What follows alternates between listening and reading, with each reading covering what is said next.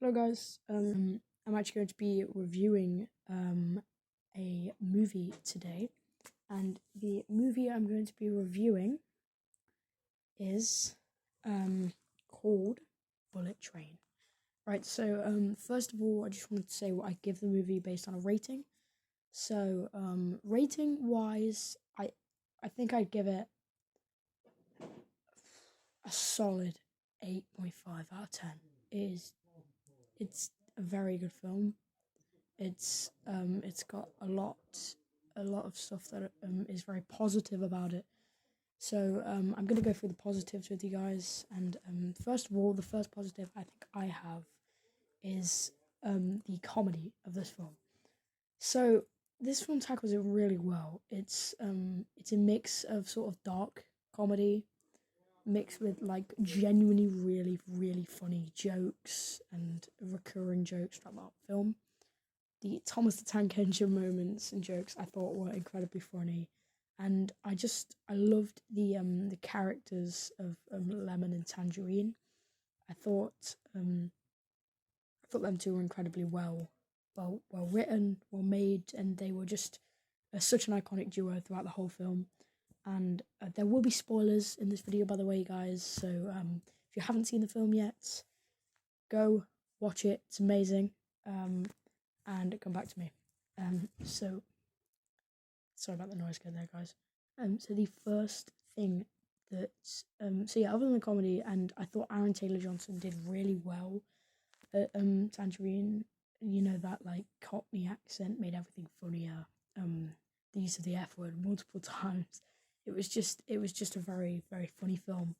Second of all, was the cameos. The cameos were great for me. The Channing Tatum cameo was so funny to me, and the fact that Ryan Reynolds was in the film for like 1 second just made me laugh so much. And I just thought it's just it tackles it really well with the cameos. It doesn't make it like a Marvel film or like Fortnite, you know, where they just have like hundreds of cameos. It's not like that. It's actually a very good it's a very good amount of cameos in the film. It's not too much. It's not at all. There's like two or three. I think Sandra Bullock is also in the film, surprisingly. It's really funny. I think the cameos were very good. Another thing I loved about the film was the action. I thought the action was very good. Especially it was amazing towards the end with like when the train like toppled over, was falling, everything like that was amazing. The gore of this film is incredible. Like there's so much. So if you don't like gore, do not watch this film because there is plenty. Right, like people bleed from their eye sockets. Like the scene um sadly, you know, Tangerine's death is incredibly gory and very emotionally upsetting. Actually, that scene really got to me because I really liked him as a character, and second, sorry about the noise, guys. But I thought that the action was very good because it wasn't an action film really. It was more of a comedy action sort of. It was like a sort of mix between the two, sort of an action and a comedy. Sorry about the cut off, by the way, guys. I was just adjusting the camera. So I think another positive I have with the film is the length. I think it's very it fits very well with this film because it's not too long. Like films like Endgame, I thought when I went to see it in cinema, very good film, but it's very long, and it just kind of puts you off a bit. You know, sorry. When the film's too long, so I thought that was a good point about the film. The length was very good.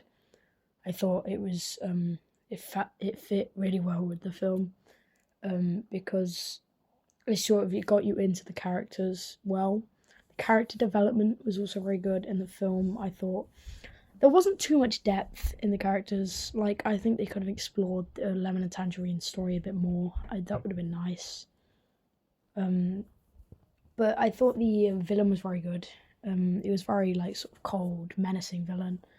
And it was just, again, even in the darkest moments, it was so funny. Like the Fiji water compilation thing, the montage was so funny. I really enjoyed that bit.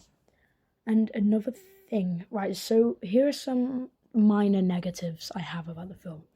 Number one is the sheer pacing of the film. I thought it lacked that a bit. Because the first, I was a bit put off by the start of the film. I thought it was very, it was very weird at the start of the film, and I didn't like the start very much. But when you got into it, it was a really, really good film. One of my favourites for sure. It's just, I didn't like the start very much. I thought it was a bit stupid and not. It didn't look like a film I was going to enjoy. So I just think maybe they could have, led it in a bit more. I also think the scenes with like the backflash. What the hell is a backflash? Flashback scenes were not amazing. Like the scene of the wedding, I liked it, but it was just. I don't think it was necessarily needed. I think they could have just told you about that rather than like showed it. Really, I don't know. That's just a little problem for me. But overall, the movie is an incredibly good movie, and here are some actors who I thought did really well. So first of all, we have Brad Pitt. I thought he was very strong in this movie. I think it is one of his best movies besides Fight Club and Seven for me. So I think I think he played it very well. And he was very funny throughout this film. He wasn't the funniest. Aaron Taylor-Johnson nailed the comedy of Tangerine. I thought he did incredibly well. And the scenes with him, like running on the train, banging on the window, that they were really good. They were genuinely so cinematic and amazing to watch. And when he was like walking around the train, it's just like the pure elegancy and like charisma of the character was really showing. And I think that was unmatched with any of the other characters. I didn't like the girl very much. I didn't really like her character very much. I thought she was a bit, pointless. I guess she was. I know she was like the main sort of villain, but I thought she was a bit lacking compared to the actual villain of the Cold Death. I thought she was very just sort of lacking in that sense. Sorry, not the Cold Death, the White Death. I thought she was very lacking. I liked I liked the villains in this film though. I do think that they were well done. I liked the one with the snakes. I can't quite remember her name, but I liked the snake part with the like poison. That was a very well done bit. I think so we talk about the cinematography of the film. The cinematography was very good. I thought it really set the scene in Japan. The opening scene with like one of the opening scenes, like the scenes at the start with like getting in the train, the station, they were very good. When you could see like the skyline towards the end of the film, with when it was like starting to get to day, and you could see. Sorry about the talking by the way in the background, guys. So you could see like the skyline of like Japan. I thought that was very good. I did like, however, what I did like very much was the scenes of the station, like when they got out of the station, or the flashback to like towards the station. I thought that was very well done. It really set the scene in Japan, really showed that, and I really liked that. I think they were probably some of my favourite scenes, like when Tangerine and Ladybug get out, and he opens, like in case they don't get greedy, opens a case and it all falls out. They start like running. I love that scene. I think the filming is very well done. Some of the shots that they use are very good. The movie poster, I know, a bit random, but I'm very particular on movie posters. I don't mind it, but it's just another boring floating head poster. isn't it? Like, I just wish they would stop doing them altogether. Oh.